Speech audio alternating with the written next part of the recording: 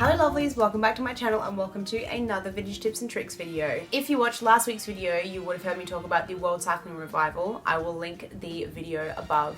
This is a new vintage festival that I am promoting. It is not sponsored. This is just through my own personal interest because I am really excited to hear that there is yet another vintage festival on the London scene, and it is sponsored by one of my favorite vintage reproduction brands, House of Foxy. Now, I did mention in last week's video also that I would be doing a collaboration with them this week, which is a style guide all about dressing for the 1940s. I've in particular gone for a sporty look from the 1940s inspired by none other than Rita Hayworth. She is one of my biggest style icons, and I think this particular look that she has here is a really classic kind of fun outdoorsy 1940s look, and it is also functional. This is a cycling event. There will be bike riding, there's going to be polo, there's going to be swing dancing. I want a functional outfit, so I've gone for this sporty 40s look so that I can be comfortable and practical on the day.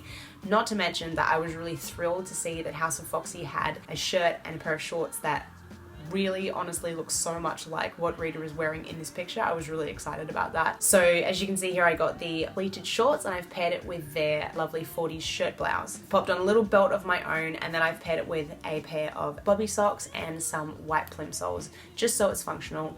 But if you want to go for a slightly more glam version, or you want to bring an extra pair of shoes so that you can change depending on the occasion, you could also wear it with a pair of wedges, as I have done here.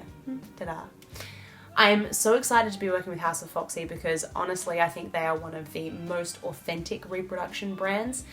They are based here in the UK, so some of you might be familiar with them, but if you've ever checked out their gear online or you've ordered it and seen it for yourself, you'll know that these items are taken from original patterns and really do have the flair from the eras that they pay homage to, which is really important to me in a reproduction item. I prefer to wear vintage, but sometimes I'm afraid that my vintage stuff is going to get damaged, especially at a festival like this because it is outdoors and it is kind of more of a hands-on interactive thing. I don't want to damage my original vintage, so I want to wear something that is still very authentic, but that I can, you know, replace should anything go wrong. Fingers crossed it doesn't, but you know.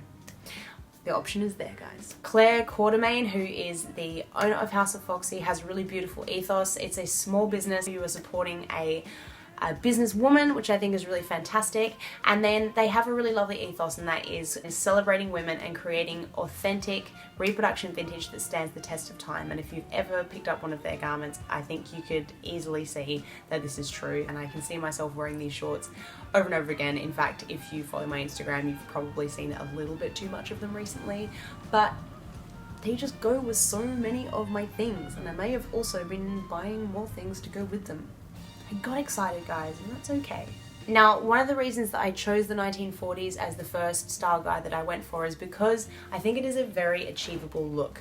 This was a ration era, World War II was on, and it meant that people had a much kind of simpler look because they had to work with what they had. They didn't have things like hairspray and lots of makeup options, so they kept it pretty simple.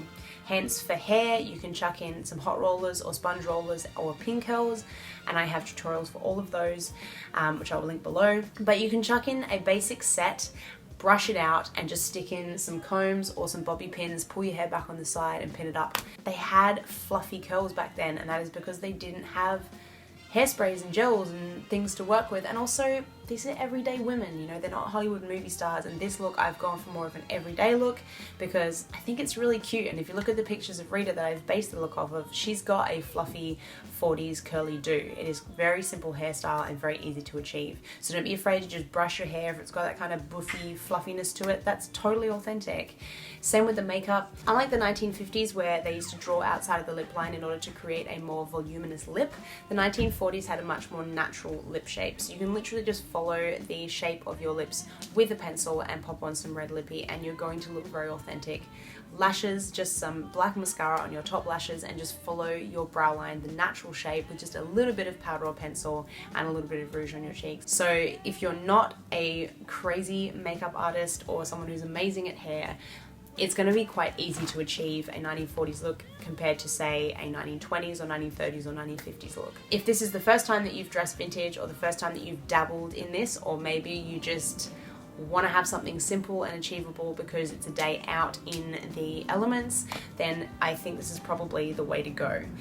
But if you're a little bit more elaborate, of course you can go more glam with the 1940s and go for a Hollywood style look, or you can wait for next week's video where I'll be doing a 1930s look and doing more of the I'm gonna sit in the tent and drink champagne and enjoy watching the events kind of look, as opposed to this one, which is more get involved. Don't forget, I will be at the event, so I'm there on the 16th. If you are gonna come along, you can get 2-for-1 tickets by using my discount code. It is Bee's Knees. I'm gonna pop it below along with the link to buy the tickets, and you can also enter the competition from last week's video, so make sure you jump over there. It's linked in this video and down below.